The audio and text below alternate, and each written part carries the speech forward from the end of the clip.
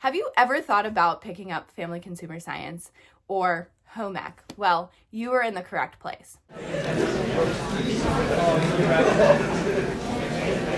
So you might be thinking, what is Family Consumer Science or home ec? Home ec is like the old name, and they obviously had changed it to Family and Consumer Sciences. It is a field of study that focuses on helping students live and work well in today's society. Family and Consumer Science actually starts in middle school. I'm sure that they probably do something in elementary school, maybe.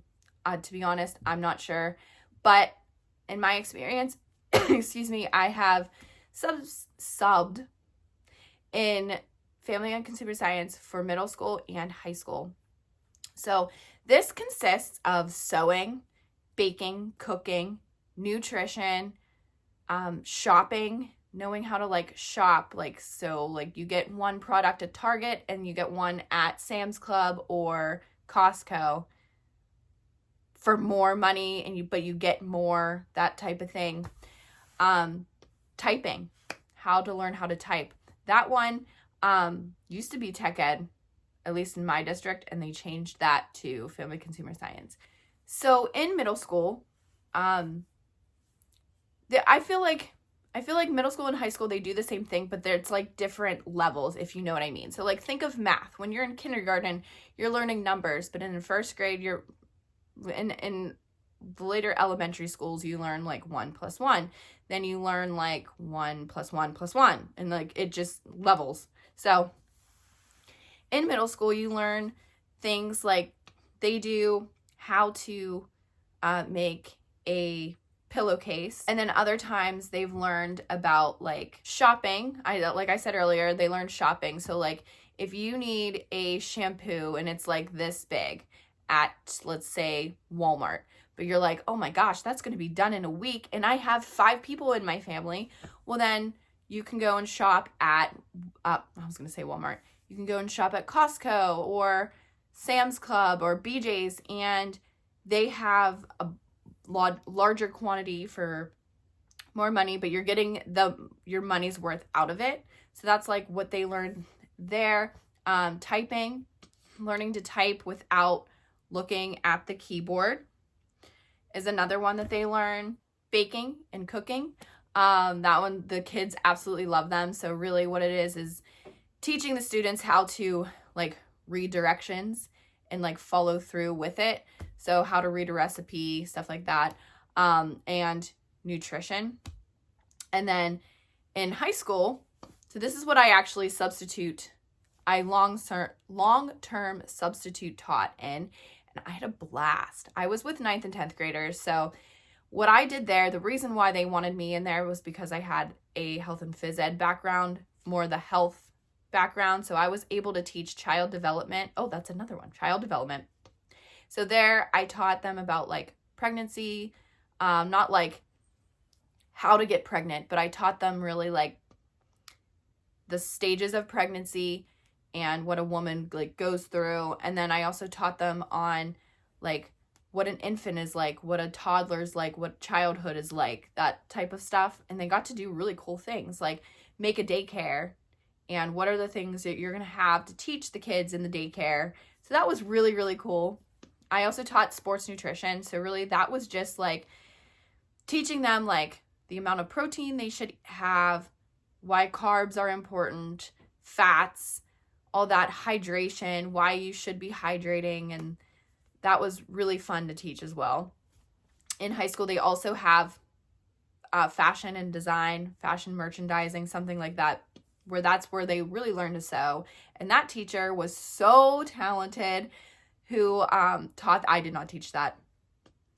Another Family Consumer Science teacher that was there taught that, and I was so grateful. But those kids, those girls in that class who made stuff, oh my gosh.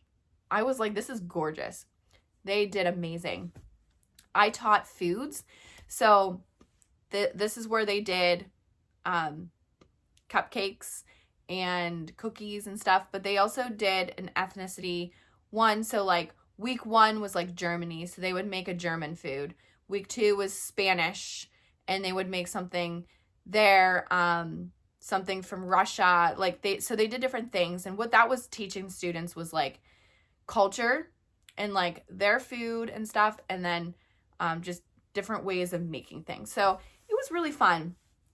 If you decide to substitute for family consumer science, I think that you would really find it a blast. The students really, really enjoy it. They learn. It's different from math and science and social studies. Even though there is math and science in family and consumer science, it's just something different that they can focus on.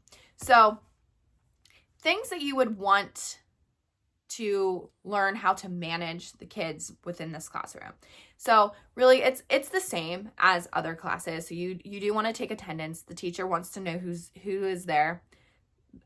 Sometimes there are quizzes that the teachers give, or they have certain assignments that they want the students to do. So if they miss a day, they need to make it up. They need to be doing this.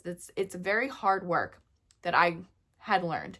And it's the same thing with class management and expectations. Set your expectations for the day. If you know you have 10th graders and they're rowdy, set your expectation like no one's talking when the teacher's talking, something simple, but something that they know that they can follow. Use your proximity within the classroom. That's really important, of course, because they might be working on other things that they shouldn't be. That has happened with me. And it's also important to do that too. Just one, to see what they're doing. And like, it's so cool. They have really cool assignments these days and creative. So you get to see what they're doing, and it's fun, but also use your proximity for safety as well. And one thing to keep in mind, one thing to keep in mind with family and consumer science, with cooking, especially if you are in high school and they're cooking and you're like, I don't feel comfortable with this. Cause like in my classes that I taught, they had gas stoves. So I was like really nervous about that. But they did really well. And I made sure that they like were behaving and didn't accidentally hit that, or they turned it off and all that stuff. But if you don't feel comfortable doing something, you can speak up. Or a lot of the times the teachers know, like, okay, I have a substitute teacher. We were going to be doing this thing using the grills. They may just wait off a day until they come back. So that way you don't feel uncomfortable for yourself. So you're just managing the classroom the day that you're there. So you don't have to worry about that. But if you do feel comfortable and you're like, oh my gosh, like they're cooking, like, oh, like I will do that, but it's all on your level of comfortability. Is that even a word? But anyways, yeah. So I highly suggest subbing for family and consumer science. I think it's a blast. It's totally different from the core subjects, from physical education, from special education, and you'll get some special ed kids in there too, and they have a blast in there as well. I will link my class management playlist here so that you can take a look for that. If you are interested in subbing for family and consumer science, then the middle school and the high school will help just be reminders for class management so that you can do really well in there. I'll see you in the next video.